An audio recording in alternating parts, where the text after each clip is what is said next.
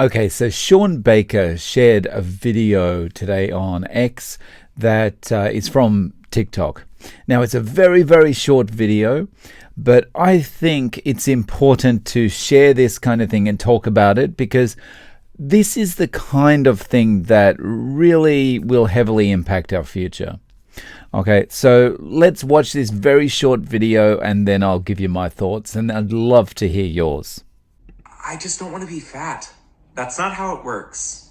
No, seriously, I have no problem with fat people. I think they're beautiful. I'm all for body positivity or whatever. I just don't want to be fat. Actively not wanting to be fat is fat phobia. And therefore, you're a fat phobia. So actively not wanting to be fat is fat phobia, and therefore you're fat phobic. So that means I have arachnophobia. So that means that I actively don't want to be a spider. That's his definition. So arachnophobia is actively not wanting to be a spider. What else could we think of? Agoraphobia. What's that? Is that the fear of heights or fear of closed spaces? Whatever it is. Let's say it's the fear of heights. So agoraphobia is actively not wanting to be a height. It makes no sense, right? Phobia means fear.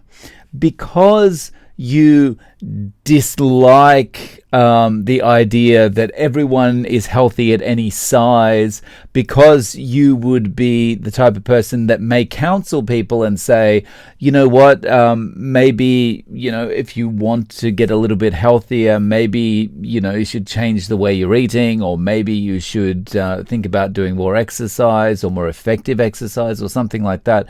That's not fat phobia, because that's not a fear.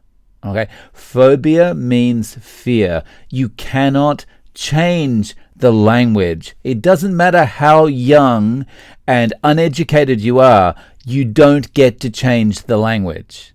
That's just not a thing. Okay, let's continue. And so what? Am I supposed to want to be fat? Literally nobody is saying that. Right, nobody is saying that. You don't have to want to be fat, right? But actively not wanting to be fat doesn't make you fat phobic. That doesn't give you the fear of fatness. It doesn't make any sense. So, but there's a reason I want to show you this. There is little to no evidence that we have any control over our size long term, so there's lots of evidence of that. There's lots of practical evidence that we have a lot of control of our size long term. And most of that evidence comes from looking at people once they start putting processed food into their mouths, and they do it with regularity. Something happens to their size, and their size doesn't go down. we might as well just stop wanting size changes in general. Yeah, well, just give up. Right, so there's nothing that can be done. There's actually a phrase for this in Japanese. It's shoganai or shikataganai, and basically that means, well, there's nothing we can do about it, right? But I beg to differ. There's a lot we can do about our health. Now, if we go back 50 years, most people were healthy 50 years ago. Present day, most people are unhealthy. What's changed? It's a focus on just eating whatever you like, and everyone's healthy. Doesn't matter what they look like or whatever the size of the person is. Everyone's healthy. So what am I supposed to do then? Read up on fat liberation, follow fat activists and creators, and commit to unlearning your fat. Okay, so I stopped that a little bit early because otherwise the video disappears if he gets to the last word. So read up on fat liberation, follow fat activists and creators, and commit to unlearning your fat phobia. Why? First of all, I don't have fat phobia because I don't have a fear of fatness. Second, read up on fat liberation. What is that all about? We're liberating people. We're going to go, oh, you've been held in chains all your life, Mr. 500 pounds, but now you can finally go free. Run, run with the wind, skip through that field, do whatever you want. You're free and you're liberated. What does it mean? Follow fat activists and creators. No, I'll follow who I want to. Thank you very much. And this unlearning fat phobia, it winds me up. Now, the reason I wanted to talk about this is because I think from a carnivore perspective, or from anyone that's got sense perspective, this kind of person is very, very dangerous. This is the example of the leaders of tomorrow.